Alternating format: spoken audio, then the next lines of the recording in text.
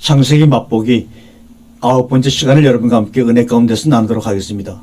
오늘은 창세기 2장 9절 말씀에 선악과는 우리에게 은혜인가 독인가.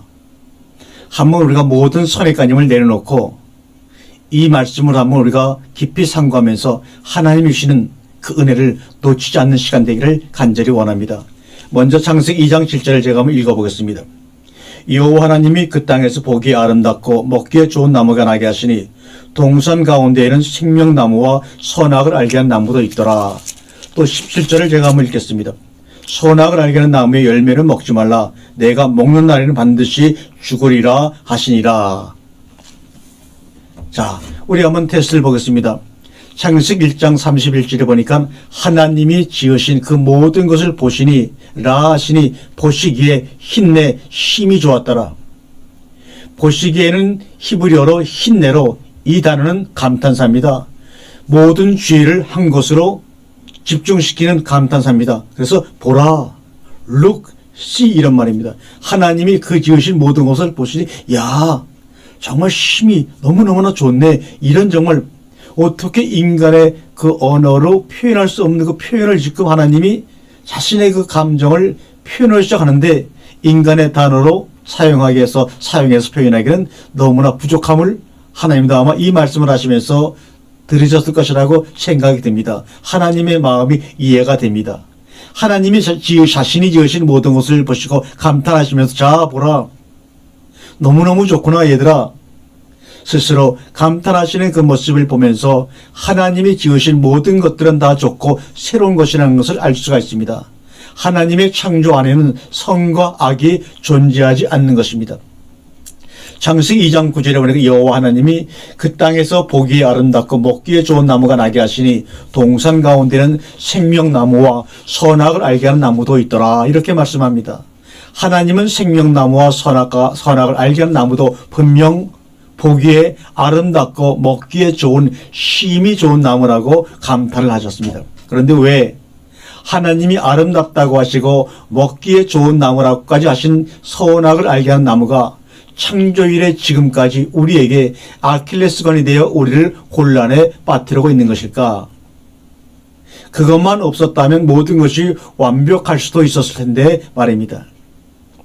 이 문제에 대한 정확한 성경적인 깨달음이 없이는 우리가 복음을 올바로 이해할 수 없고 영접할 수 없을 뿐만 아니라 하나님을 바로 알 수도 없습니다. 또한 주변의 세상의 많은 사람들에게 하나님의 복음을 온전하게 전할 수가 없습니다.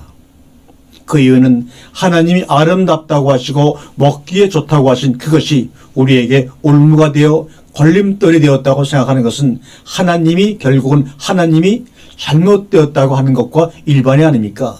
그렇게 실적으로 입으로 얘기하지 않지만 그 마음속에 생각은 그런 것이 아닌가요? 이것처럼 숨겨져 있는 불신앙이 어디에 있겠습니까? 이것을 해결하지 않고 다음 성경을 읽어나가고 이해한다고 한들 그것이 바른 이해가 될 수 있을 것인가? 하나님이 아름답고 보기에 좋다고 하신 것은 피조물인 우리에게도 분명히 아름답고 좋은 것임이 분명할 텐데 그것을 알아보자고 오늘 이 시간에 말씀을 연 것입니다. 여기서 주의해야 할 것은 뭐냐? 생명나무와 선악을 알게 하는 나무를 동산 중앙에 각기 한 그루의 나무로 보는 한 이것을 이해하기에는 요원할 것입니다. 단순하게 동산 중앙에 있는 나무로 본다면 먹지 말라 한 나무를 먹고 안 먹는 것은 율법의 행위에 해당하는 것입니다. 그러나 성경은 율법을 온전히 지켜서 구원을 얻을 자는 없다고 분명히 말씀하시지 않았습니까? 그러므로 선악을 알게 하는 나무를 먹지 말라는 얘기는 먹느냐 먹지 않느냐의 단순한 순종이냐 불순종이냐의 문제를 하나님이 거론하시는 것이 아니라는 것이 우리가 분명히 알아야 합니다. 우리가 구원을 받고 하나님의 자녀가 되는 것은 먹고 안 먹고의 행위의 문제가 아니라 무조건적인 하나님의 은혜와 사랑으로 되는 것이기 때문입니다. 생명나무와 선악을 알게 하는 나무를 존재로 보아야 합니다. 먹어야 되느냐 안 먹어야 되느냐로 고정관념에서 보지 말고 오늘 이 시간에는 생명나무와 선악을 알게 하는 나무를 존재로 보아야 합니다. 존재. 다시 말씀드린다. 존재로 보아야 한다. 아내의 말을 듣고 시가를 따먹었다고 해서 사랑만 하신 하나님이 온 인류를 저주를 하시고 온 억조 찬생 인류로 하여금 고통 가운데 살게 하시고 하나님이 너무하시지 않느냐는 이런 마음을 한 번씩 품어보는 것은 당연한 시사입니다. 그런데 우리는 신앙이라는 미명 아래 그런 생각 자체가 불신앙이라는 오해 아래 알지도 못하면서도 아는 것처럼 그냥 넘어가는 것이 문제가 되는 것입니다. 무엇 때문에 그렇습니까? 하나님이 먹으라고 하신 그 실과가 생명이기 때문에 그렇습니다. 예수 그리스도가 바로 그 생명이십니다. 예수 믿으면 죽은 다음에 천국 가서 영원히 사는 것이 아니라 예수 믿으면 바로 나의 생명이 되는 것입니다. 그래서 이제부터는 코로 숨을 쉬면서 사는 것이 아니라 예수 생명으로 사는 그리스도인이 되는 것입니다. 그것이 바로 뭡니까? 생명나무라는 존재입니다. 그렇다면 선악을 알게 하는 나무라는 것은 어떤 존재를 의미하는 것입니까? 잠언서 3장 5절의 말씀에 보면 그것을 먹게 되면 전치사라고 합니다. 그것을 먹게 되면 창세기 3장 5절에 그것을 먹게 되면 그것이 내 속에 또 하나의 존재가 되며 선악을 알아 하나님같이 되는 것이 아니라 먼저 하나님같이 켄 엘로힘 다른 하나님이 되어 선악을 알 줄을 하나님이 아심이라고 뱀은 말하고 있습니다. 하나님같이 되는 것이 아니라 다른 하나님같이 되어 다른 하나님이 되어 선악을 알 줄을 하나님이 아심이라고 뱀은 말하고 있습니다. 하나님은 모든 것을 창조하시면서 보기에 다 좋았다고 하셨는데 너희가 그것을 먹으면 하나님같이 다른 하나님이 되어 선악을 알게 된다는 것이 뱀의 미혹입니다. 다시 말하면 선악을 안다는 것은 하나님을 떠난 자신이 하나님같이 즉 다른 하나님이 되겠다는 것이죠. 하나님이 창조하신 모든 것을 선과 악으로 구분하겠다는 발상 자체가 이미 하나님을 떠난 증거요 자신이 하나님같이 되겠다는 불신앙의 증거이죠. 선악을 알게 하는 에서의 알게 하는 이라는 히브리 동사는 나아트로 인격적이며 경험적 지식에 사용하는 단어입니다.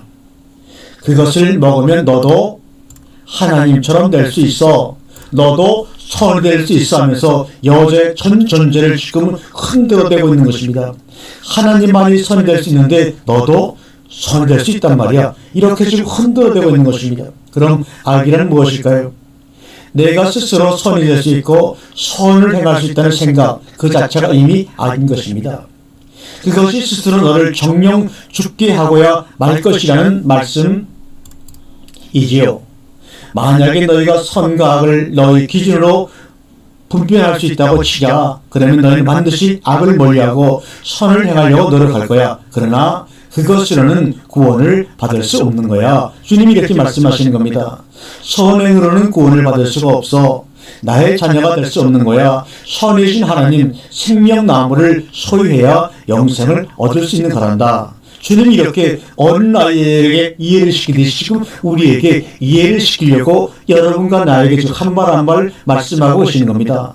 마태복음 19장 16절과 18절에 말씀하시죠. 선한 이는 오직 하나님 한 분뿐이시다 라고 말씀하고 있습니다. 선은 바로 하나님이시고 선을 행하는 것은 바로 그 하나님을 소유하는 것입니다. 그것이 바로 뭡니까? 영생이요 구원입니다.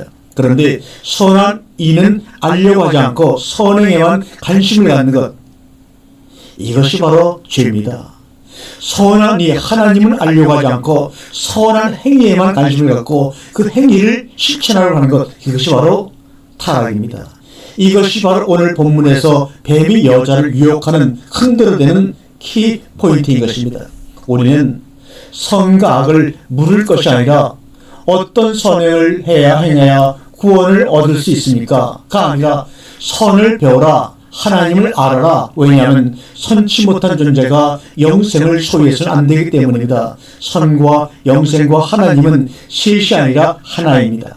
그러므로 선악과의 문제를 놓고 시비를 할 것이 아니라 선치 못한 인간에게 영성을 거저주시겠다고 해도 우리 스스로가 사실은 거절해야 할 일입니다. 왜? 선악과를 만들어 놓고 우리를 시험하여 이렇게 우리를 고통스럽게 하느냐고 묻고 대들고 할 것이 아닙니다. 지금 수천 년 동안 이것을 가지고 하나님께 고통스럽게 묻고 하나님을 향하여 대항하지 않았습니까? 원망하지 않았습니까? 그런 원망하는 마음속에 무슨 평안이 있을 수가 있겠습니까? 선을 행함으로 선과 악을 분별함으로 영생 곧 하나님을 얻겠다는 발상, 하나님처럼 되겠다는 발상, 다른 하나님이 되겠다는 이 세상에서 가장 허무맹랑한 착각이며, 이런 질문에 우리는 앞으로 어떻게 답할 것인가? 생명나무를 먹어라, 선악을 알게 하는 나무를 먹지 말라는 서로 반대 개념이 아닙니다. 서로 반대 개념이 아니라 서로를 보완해 주므로 생명나무이신 예수 그리스도만이 우리의 길이 되시고 생명이 되시며 하나님만이 유일한 선이심을 깨달아 선을 행함으로 구원받고 영생 얻는 것이 아니라 선이신 하나님, 즉 생명나무이신 예수 그리스도를 우리가 품고 소유함으로 인해 우리가 하나님의 자녀가 되어 하나님의 나라에서 영생을 누린다는 말씀입니다. 그것을 먹으면 다른 하나님이 되어 너희 자신이 선이 될 수가 있어 라는 사탄의 목소리에 미혹되지 말고, 선과 악을 아는 나무를 묵상할 때마다 오직 선한 이는 하나님 한 분뿐인 줄 알고 그분을 소유하기 위해 생명나무를 먹어야 한다는 깨달음을 갖기를 바랍니다. 사람은 선과 악을 구분하여 선행을 행함으로 변화될 수 있는 존재가 아닙니다. 여러분 이미 그렇게 오랜 세월을 살면서 경험했는데도 아직 알지를 못합니까?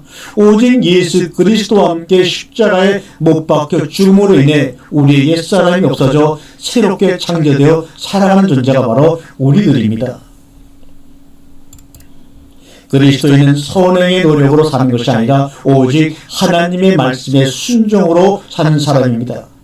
아직도 살아가면서 무엇이 악이고 무엇이 선이라고 선을 그어놓고 사람을 대합니까? 만물을 대합니까? 그렇다면 당신의 인격과 경험 속에 아직도 선악을 알게 하는, 자신도 모르는 사이에 하나님처럼 되겠다는 심보가 남아 있는 것입니다. 당신 속에 선이신 하나님을 소유하고 있다면 하나님이 지으신 모든 것을 보시고 감탄하시면서 보시기에 좋았다고 하신 것처럼 모든 것이 합력하여 선을 이루는 역사가 나타날 것입니다. 당신이 선이신 하나님을 소유하고 있다면 당신 주변에 어떤 일이 일어난다고 해도 그것을 당신이 수용하는 순간 당신 속에 계신 선한 그 모든 것을 합력하여 보시기에 아름답고 먹기에 좋은 것으로 변화시켜 당신의 마음으로 웃고 눈으로 춤추도록 하실 것입니다. 이것을 믿으시면 아멘 하시기를 바랍니다. 요한복음 8장에 보면 바리새인과 서기관들에 의해 가늠하다가 현장에 잡혀온 한 여인을 만나는 장면이 나옵니다. 그때 바리새인들이 예수님께 모세는 율법에 이러한 여자를 돌로 쳐라 명하셨거니와 성생은 어떻게 말하겠나이라고 묻습니다. 여기서 등장하는 여인은 자신의 의와 의하는 전혀 상관없이 모세의 추종자들인 율법 아래 있는 자들의 율법적 속성인 서기관과 바리새인들에 의해서 예수님 앞에 끌려와 있습니다. 이것이 한편의 모세의 역할입니다. 즉 율법의 역할이죠. 모세 율법은 가늠한 여인을 돌로 치려는 역할을 하지만 그것이 또한 가늠한 여인을 예수님께로 인도하는 일을 행하고 있는 것입니다. 그러므로 율법의 행위로 그의 앞에 의롭다 하시면 얻을 육체가 없나니 율법으로는 죄를 깨달음이라. 로마 3장 20절에 말씀하고 있습니다. 갈라디아서 3장 24절에 이같이 율법이 우리를 그리스도에게로 인도하는 몽학성생이라고 말씀하고 있습니다.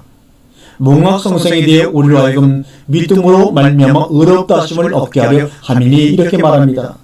바울은 갈라디아서에서 다음과 같은 고백을 또 하고 있습니다. 내가 율법으로 말미암아 율법을 향하여 죽었나니 이는 하나님을 향하여 살려 함이라. 갈라디아서 2장 19절의 말씀입니다. 아담과 하와가 선악과를 먹고 자신들의 죄를 깨닫고 하나님 앞으로 나와 생명나무를 먹기를 하나님은 원하시지 않으셨을까요? 이미 그것을 먹을 것을 알고 계셨기에 말입니다.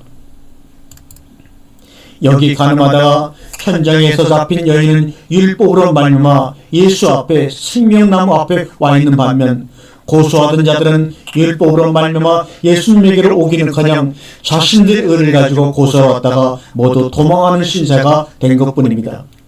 죄 없다고 하는 자들은 예수 앞에 왔다가 하나도 제대로 남아있지 않고 스스로의 의 때문에 예수 앞에 서 있을 수 없게 된 것입니다. 이것이 바로 심판입니다. 동시에 여인에게는 긍휼이며 축복이 되었던 것입니다.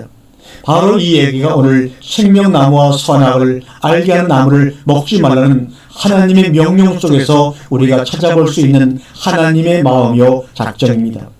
선악을 알게 하는 나무는 인간의 생각으로는 저주의 나무가 되겠지만 우리가 예수님을 통하여 알게 되는 하나님의 마음으로 보면 오히려 하나님께 더욱더 가까이 나아갈 수 있는 나무가 되는 것입니다. 가늠하다 잡힌 여인의 경위를 보십시다. 그녀는 죄인임에 틀림이 없고 그로 인해 죽을 수밖에 없는 여인입니다. 가늠하다 현장에 잡힌 자여 돌로 친다 해도 항변할 능력이나 기력조차 갖고 있지 못한 여인입니다. 다만 처분에 맡길 수밖에 없는 극한 상황에 놓여 있는 셈입니다. 그런데 예수 앞에 고소하던 모든 자들이 떠나는 놀라운 일이 벌어지고 있습니다. 다음에는 오직 예수와 여자만 남게 됩니다. 그때 여자여, 너를 고소하던 그들이 어디에 있느냐? 너를 정죄한 자가 없느냐? 그 여인이 답합니다. 주여, 없나이다. 이 얼마나 놀라운 일이란 말입니까? 정말 이 온몸이 떨릴 정도의 충격으로 다가오는 말입니다. 정죄하는 자가 없어진 것입니다. 주여, 없나이다라는 대답을 하고 있는 것을 보면 이제는 자신 속에서 자신을 정죄한 일도 사라지고 없기 때문에 그렇게 여인은 대답할 수가 있었을 것입니다. 만일 사람들이 돌을 버리고 물러서다 하더라도 자신이 자신을 용납하지 못하고 스스로에게 돌을 던지고 있었더라면 그러한 답변을 할 수 없었을 것입니다. 그러나 그에게 고소하던 자들은 사라졌습니다. 마치 로마서 8장의 바울의 선언과 같이 그러므로 이제 그리스도 예수 안에 있는 자에게는 결코 정죄함이 없나니 이는 그리스도 예수 안에 있는 생명의 성령의 법이 죄와 사망의 법에서 너를 해방하였음이라는 말씀의 성취가 된 것 같습니다. 죄와 사망의 법, 그것은 돌로 쳐서 사람을 죽이는 법이 아니던가. 죄와 사망의 법이 물러가고 아무도 그를 정죄할 자가 없게 된 것이다. 더군다나 그 앞에 있는 예수도 그를 정죄할 분이 아니면 더욱 분명한 일이었습니다. 그런데 여기서 예수는 한 가지를 덧붙이고 계십니다. 다시는 죄를 범치 말라 하시니 문자가 발생합니다. 죄를 범치 말라는 것은 당연히 있어야 되는 것이겠으나 인간의 실존을 몰라서 하시는 말씀인가? 인간은 구조적으로 죄를 벗어날 능력이 없지 않은가? 인간은 구조적으로 선악을 알게 나무를 먹지 않을 능력이 없지 않은가? 그럼에도 불구하고 먹지 말라 하시니 그럼에도 예수님은 다시는 죄를 범치 말라고 하십니다.